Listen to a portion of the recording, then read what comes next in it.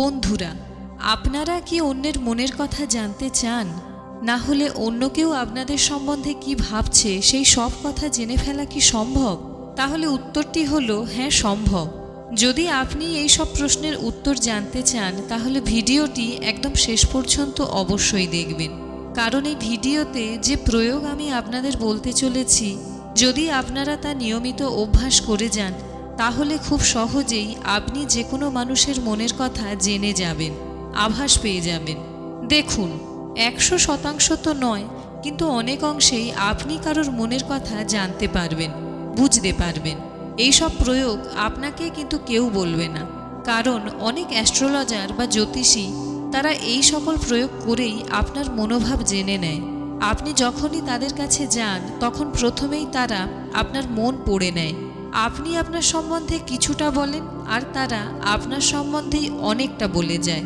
আপনি মনে করেন এই জ্যোতিষীই তো খুবই চমৎকারী, ইনি তো আমার সম্বন্ধে, আমার অতীত বর্তমান ভবিষ্যৎ সম্বন্ধে সব কিছুই জানেন।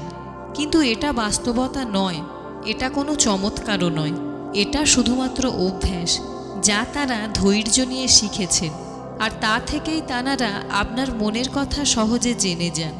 এবার জ্যোতিষীরা তো এই সব কথা আপনাকে বলবে না, কারণ তাদের বিজনেস এর থেকেই চলে। আসুন এবার আমরা দেখি এটা কিভাবে করা যায়। সব থেকে প্রথমে যদি আপনি কারোর মনের কথা জানতে চান, তার জন্য আপনার মনকে আগে শান্ত করা খুবই জরুরি। একটু মন দিয়ে শুনবেন, তবেই প্রয়োগগুলি আপনি সাকসেসফুলি করতে পারবেন। আমি আপনাদেরকে একটি কাহিনী শোনাচ্ছি। একজন জেন ফকির ছিলেন, তার নাম ছিল জর্জ গুরজিভ। তার কাছে যখনই কেউ শিক্ষা গ্রহণ করতে আসতো, তিনি তাদের শেখাতেন, তোমরা শব্দের সাথে নয়, মনের ভাবের সাথে কথোপকথন করা শেখো, যাকে টেলিপ্যাথিও বলা হয়ে থাকে। অর্থাৎ কিছু না বলেই একে অপরের মনের সাথে কথা বলা, একে অপরের মনের কথা বুঝে যাওয়া।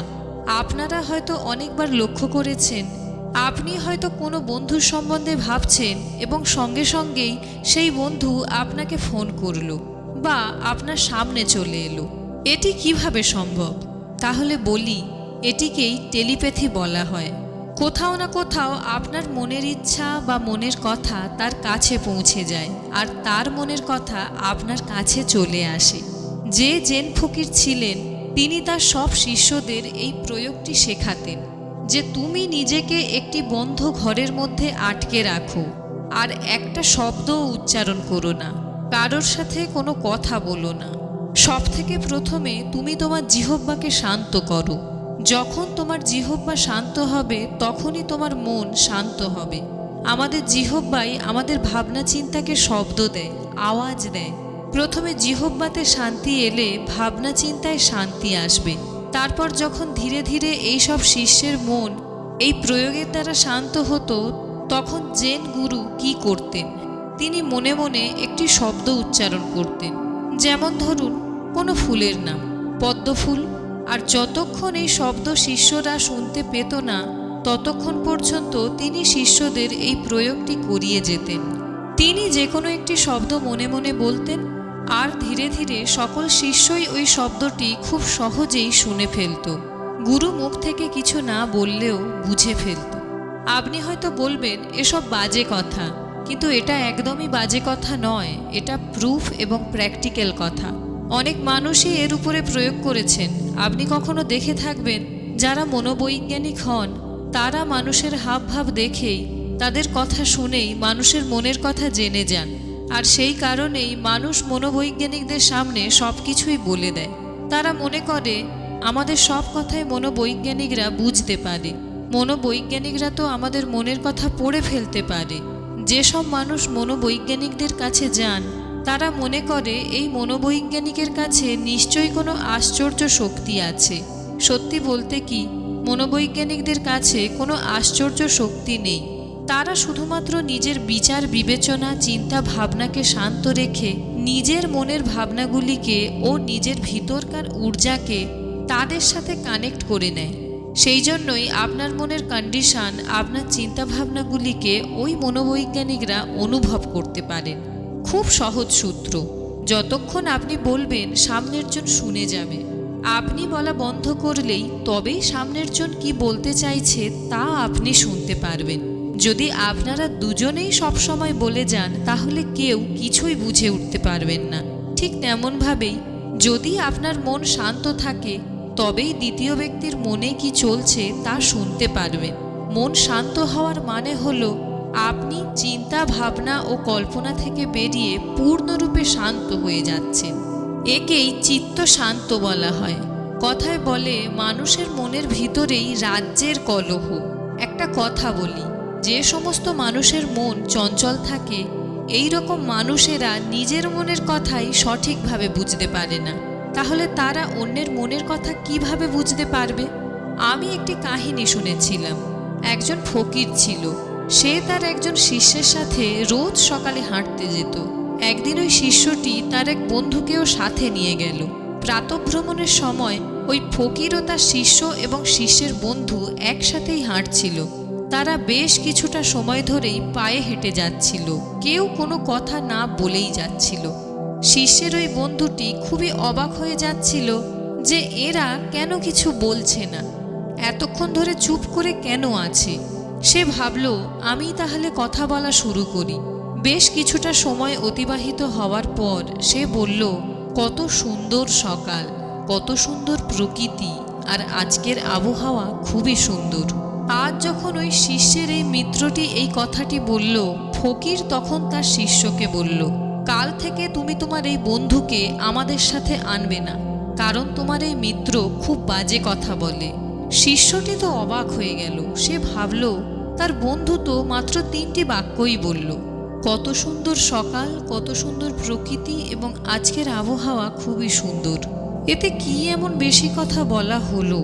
ফকির তখন বলল, আমার মন সম্পূর্ণ শান্ত এখন, সামান্য একটু শব্দেও আমার কানে লাগে।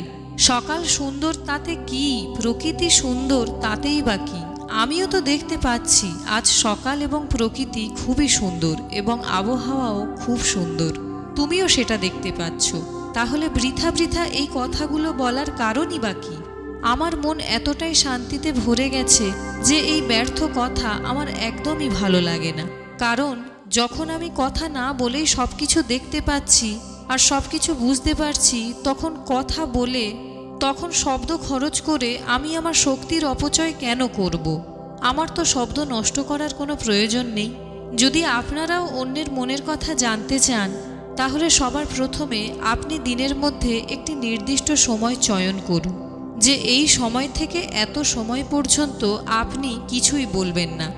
আর ওই সময়টিতে আপনি একটি যোগাসনে বসা অভ্যাস করুন আর নিজের মনের ভিতরে ঢুকে দেখুন সেখানে কি চলছে। আপনাকে কোনো প্রতিক্রিয়া দিতে হবে না, শুধুমাত্র দেখতে হবে। আর ধীরে ধীরে এটি দেখতে দেখতেই আপনার মন শান্ত হয়ে যাবে। এটিকেই মহাত্মা বুদ্ধ 500 যোগ বলেছেন, যেখানে আপনার সম্পূর্ণ ধ্যান আপনার শ্বাসের উপরে থাকে। এর ফলে আপনার মনে পূর্ণ শান্তি এসে যায়। যখন আপনার মন পূর্ণভাবে শান্ত হয়ে যাবে তখন আপনি আপনার আশেপাশে হওয়া সব কিছুকে, মানুষজনকে গভীরভাবে দেখতে পাবেন, গভীরভাবে বুঝতে পারবেন, শুনতে পারবেন। একজন শান্তচিত্তের মানুষ কিছু না বলেই সামনের জন ব্যক্তির মনের কথা বুঝতে পারে, আর সামনের জনের বলা মিথ্যা কথাও সে ধরে ফেলে। কারণ একজন শান্তচিত্তের মানুষই সেই সব কিছুই শুনতে পারে যা একজন সাধারণ মানুষ পারে না। যদি আপনিও চান অন্যের মনের কথা পড়তে, তার মনের মধ্যে চলা ভাবনা চিন্তাকে অনুভব করতে, তাহলে তার জন্য নিজের মনকে শান্ত করার অভ্যাস করুন। আর যখন আপনার মন শান্ত হয়ে যাবে তখন ধীরে ধীরে অন্যের মনের ভিতরে প্রবেশ করার চেষ্টা করবেন। দ্বিতীয় ব্যক্তির মনের কথা জেনে ফেলা এর মধ্যে কোনো বড় ব্যাপার নেই, কিন্তু একটি শর্ত, আপনাকে এই অভ্যাসটি নিরন্তর করে যেতে হবে। যেদিন আপনার এই সাধনা পূর্ণ হয়ে যাবে সেদিন আপনি অন্য ব্যক্তির মনের কথা একদম স্পষ্ট শুনতে পাবেন। এবার আপনি হয়তো ভাবছেন অন্য ব্যক্তির মনের কথা জেনে আপনার কি উপকার হবে, কিন্তু আমি আপনাকে বলছি এর উপকারিতা আপনার জীবনের বিভিন্ন ক্ষেত্রে পাবেন। সে আপনার নিজের সম্পর্ক হোক, আপনার ক্লায়েন্ট হোক, আপনার ইন্টারভিউ হোক বা আপনার কলিগ হোক, জীবনের কোনো না কোনো জায়গায় যদি আপনি সামনের জন ব্যক্তির মনে কি চলছে তা বুঝে যান তাহলে আপনি জীবনে সব রকমের সফলতা অর্জন করতে পারবেন। এতে আপনারই লাভ। এর ফলে কোনো মানুষ আপনাকে মিথ্যা কথা বলে ঠকাতে পারবে না, কেউ আপনাকে ব্যবহার করতে পারবে না। আপনি সব রকমের ইমোশনাল ব্ল্যাকমেল থেকে বেঁচে যাবেন। এ সব কিছু খুব তাড়াতাড়ি হয় না, কিন্তু নিরন্তর অভ্যাসের দ্বারাই আপনি অন্যের মনের কথা জানতে পারবেন। বন্ধুরা, ভিডিও ভালো লাগলে ভিডিওতে অবশ্যই একটি লাইক করবেন এবং পরবর্তীকালে এই চ্যানেলে আরও এই রকম ভিডিও আপলোড করা হবে, তাই চ্যানেলটিকে সাবস্ক্রাইব করে বেল আইকনটি প্রেস করে রাখবেন, যাতে ভিডিও আপলোড করার সাথে সাথেই আপনাদের কাছে নোটিফিকেশন পৌঁছে যায়। ভালো থাকবেন, সুস্থ থাকবেন। ধন্যবাদ।